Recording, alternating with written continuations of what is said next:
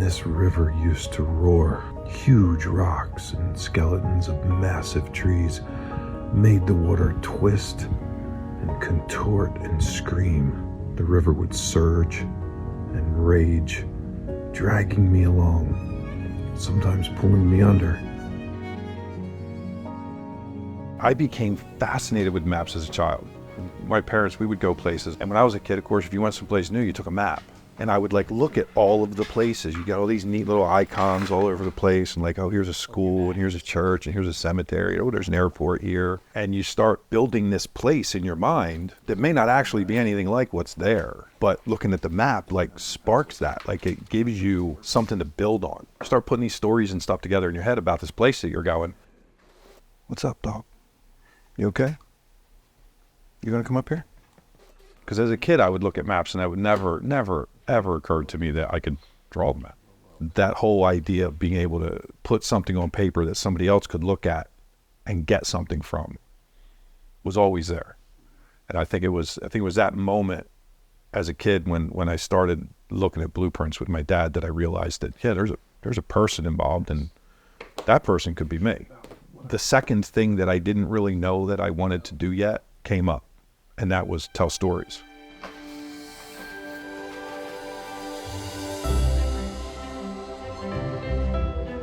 When you're reading a book, somebody's taking you by the hand and they're walking you through this world and they're telling you the story they want you to know, which is amazing.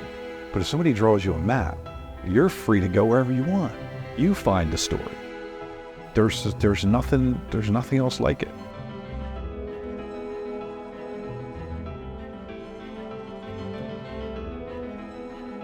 Usually, I have an idea for an interesting way to represent a geographical feature. I'll figure out how to draw that the way I want to be satisfied with it. And that's when the stories start. Because then I always have to ask myself, why?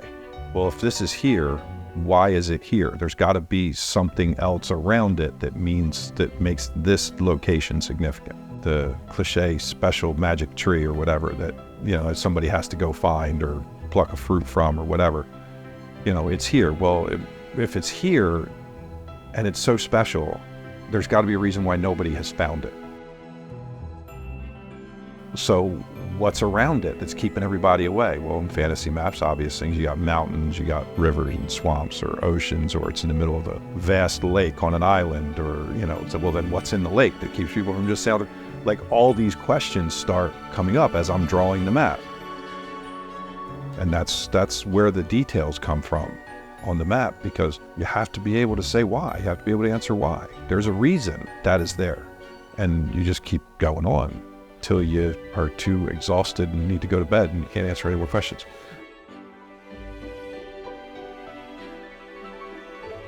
And things I began to realize that all we need is a guide. We need somebody to say, you can go that way if you want. We don't need somebody to say, this is the way you have to go, and let their imagination fill in the gaps.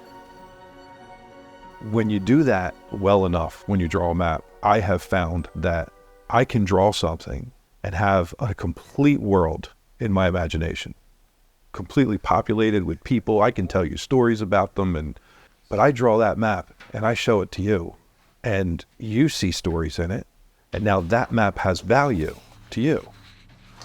Good map guides your imagination without putting blinders on it. Something substantial about having a piece of paper in your hand, about seeing a physical effect occurring from your action. Having a physical object when you're done is significant to me. You have this thing here now that's sitting here on a table in front of you. It's really just a paper, pencil, and pens, and you only have to go as unique as you want to. Probably the biggest thing is finding a paper that you're comfortable working with, that gives you a look that you want when it's done. The way locations are put, how big they are, if they're labeled, what do the labels look like? Labels give you a lot of clue as to what kind of stories are happening on a map, because someplace it's not important, the name's not going to be very big. Someplace it's important, you're going to make sure you can read it. Try starting this map that I have this idea for, and it really doesn't work out, I just start over. It's just paper. You don't need to be an artist. You know, like you don't need to be somebody who has studied geology and knows about tectonic plates and knows about weather patterns and all that stuff to be able to draw a map and have it tell a story.